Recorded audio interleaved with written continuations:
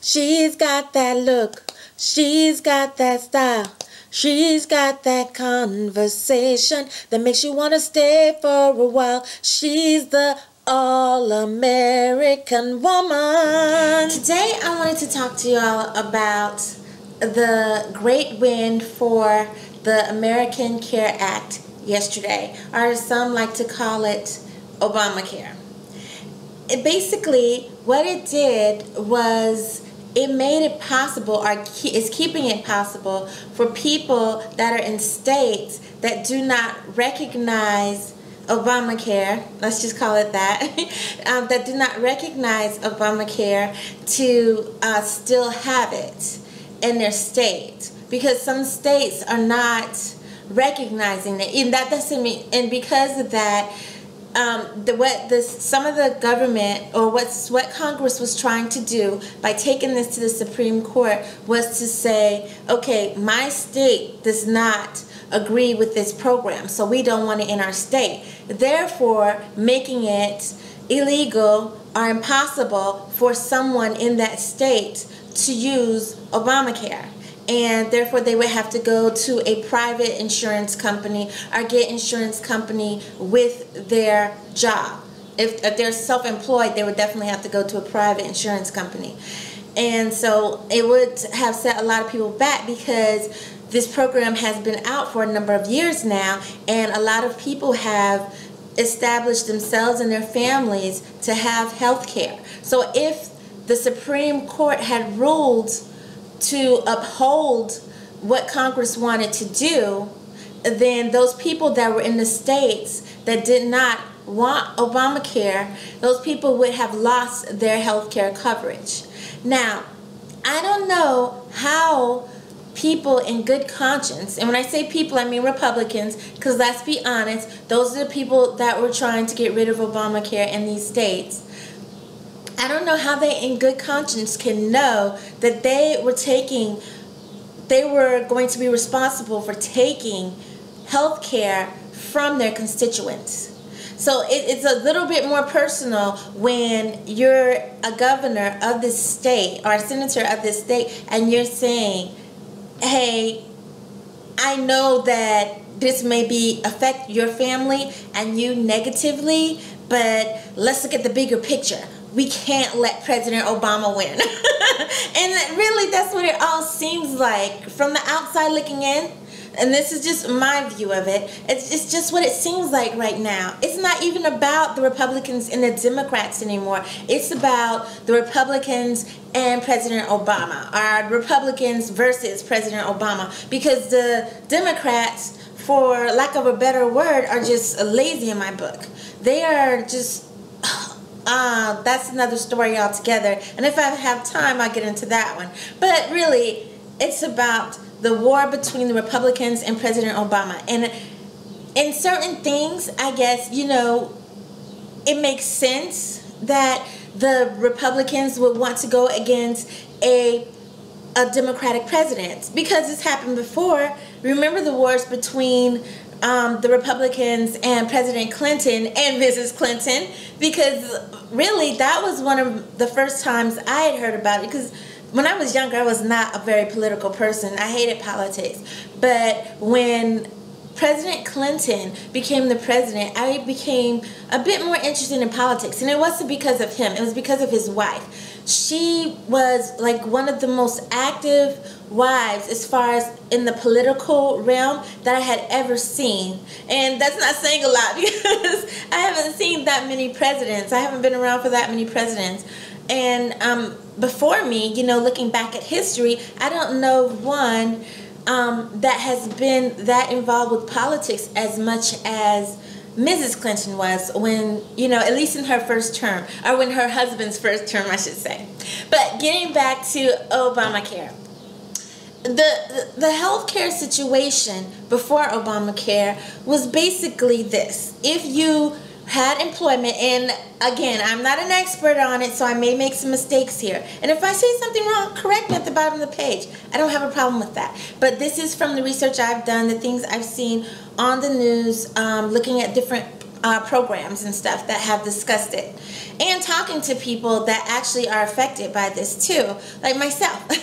So if you have Obamacare, or let's say before Obamacare, you basically had to get health care insurance through your employee or employer. You had to get it through your employer, and you would pay a certain amount of money, and they would provide you with health care.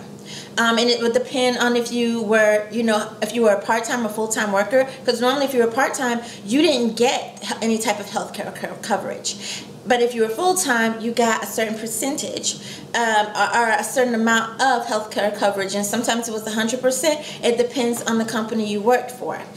And then if you were self-employed, well, then you had to go through a private insurance company to get insurance healthcare coverage. And you had to also make sure that healthcare was provided for your employees as well, if you were self-employed. Now, and I don't know a lot about that, because from what I've understood about being self-employed, you didn't necessarily, before Obamacare, you didn't necessarily have to pay for all of your employees to have health care coverage as you were if you were in a private organization or a private business. So that one I don't know a lot about, so I don't want to speak a lot about that. But with Obamacare, and also before Obamacare, if you got sick and you had health care coverage, depending on the sickness, like if it was something that was considered basically terminal, they could say, oh, well, you will provide you some care, but then you're on your own, or to say, or if you, prior to you getting health care insurance, you had to take tests and you had to fill out medical paperwork or to tell about your medical history. And if there was something on there that made the insurance company, like cancer or AIDS or something like that, that made the insurance company think, okay, this person is going to cost us a lot of money down the line to cover them, so we'll just go ahead and not cover them. And the insurance companies could do that. The private insurance companies and insurance companies as a whole that provided healthcare insurance, they had most of the power, or they pretty much had all the power. The only power that we had as customers of these insurance companies was to pay the bills, make sure our bills got paid, because the minute we didn't pay for our health care coverage, or we got fired from our jobs, or we lost our business, or whatever the case may be, that coverage ended. And it didn't matter how much you had paid before. It didn't matter if you had never used it or whatever the case may be. And then again, that may go on a case-by-case basis too. But for the most part, for the average Joe or Jane, yeah, we just lost coverage completely, and there was no way around it. So with Obamacare, things changed. They're not perfect, of course. I mean, you're dealing with insurance companies here, so it's not perfect. But at least now, a lot of things have changed. People can afford to put not only themselves, but they can also afford to put their spouse and their children on their coverage as well, and it not costing them an arm and a leg. People are allowed to get health care coverage even if they may have a terminal disease that an insurance company would not necessarily cover them before.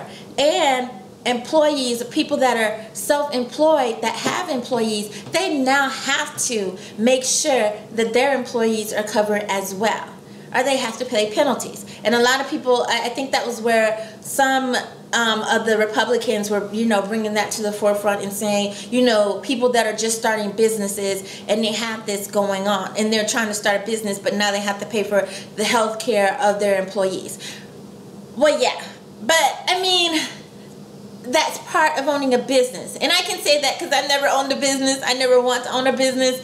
That's not my deal. But I mean, it's part of the thing that you have to look at when you want to become self-employed. There's a lot more to being self-employed than just, making sure that your employees have health insurance. But that should be important to you. Looking out for your employees, that should be important to you. But I'm not getting on that wagon either. Like I said, I'm not a preacher. I'm not trying to make anybody feel guilty about the way they do things.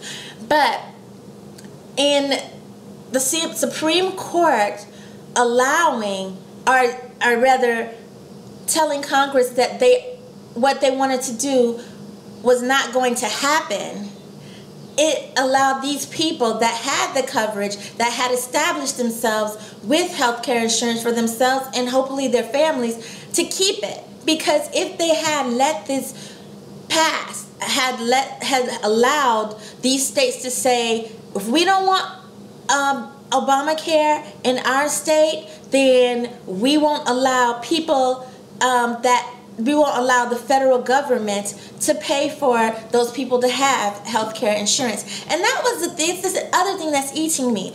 The state does not have to pay anything on this. This is not a state deal. When Obamacare became effective or active, it became a federal thing. It is federally funded. It isn't, the state has nothing to do with this. So to me, it just seems so personal. And there was a reporter that was saying, he's one of the officials in DC, that was saying that some of the Republicans in the back, unofficially are saying they're glad it was passed because they didn't want to see their constituents' health care being taken from them. But I'm like, hello, if you felt this way, then you should have said it. Why are you, putting your tail between your legs because you're Republican and you're not able to let your constituents know that you care more about them than you care about sticking it to President Obama? Really? And I know that there's this whole thing with the Republican Party, which I kind of admire, that they're sticking together and holding to their guns. But I don't admire it when you're doing it at the cost of the people that you're supposed to be working for and the people that you're supposed to be representing. That's when it kind of gets crappy, And all of these, repeals that you're trying to do to little by little break down Obamacare until it's no more, it's just getting crazy. Move on. You're not going to get rid of Obamacare. And if you get rid of it now or anytime soon, know that it's going to do more damage to you than it's going to do to President Obama or anything he has done, because then your people will see that it's something personal.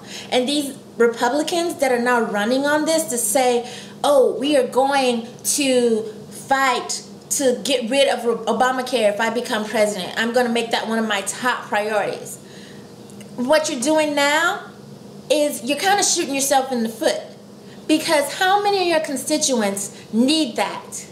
Because you're not talking about now just the state that you're representing. You're talking about the entire country. And where people in your state may be saying, oh, we're rich, we're high on the hog, we don't need no Obamacare. Well, there are people that do need it, and it is helping them.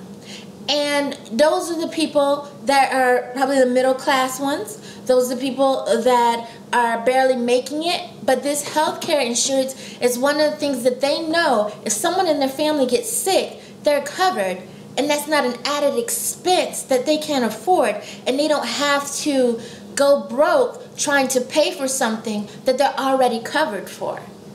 And these people that are supposed to be looking out for us are saying, hey, if I become president, this is one of the first things I'm going to get rid of. Well, if I hear one person saying it, I don't care if they're Republican or Democrat, they will not be getting my vote. And I challenge anybody to say that. You have to look at who you're talking to when you're saying these things. And you have to look not only how it's benefiting them, because another thing that bugs me about this is the Republicans have no counterattack. All they're saying is we want to get rid of Obamacare, but they have not brought anything to the table to say this is what we're going to provide you instead. We're still going to make sure our people are taken care of. Nothing. But they're saying we want to get rid of this. It's personal, and it needs to stop. It's ridiculous. Unless you can come to the table with something better than just trying to knock the president's legs from under his feet, or rather, you know what I mean, that was a bad one, but you're just trying to knock the president down, basically. Find another way. It has become personal. He's leaving office, people. This is his second term. He's leaving. you're trying to make him leave on a bad note.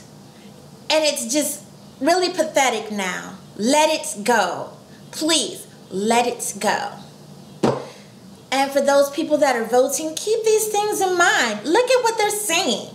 Because I bet you any amount of money that when it comes time for them to fight or to go against the Democratic representative, who in all likelihood will be Hillary Clinton, they're not gonna be preaching that anymore. They're preaching it now to get as many people as they can and to make sure that their state is behind them. But I bet you any amount of money, they're not going to be preaching it. It's not going to be at the top of their list when they're going against Hillary Clinton, because that's not going to be at the top of her list. Because she's looking out for the American people. That's all I got on that. I went way longer than I normally do. I apologize for that. And, you know, if you have any comments, if you have something that contradicts what I'm saying, or you have more information about, you know, the Affordable Care Act, let me know. Okay? And I will talk to you later, and I hope to see you next time.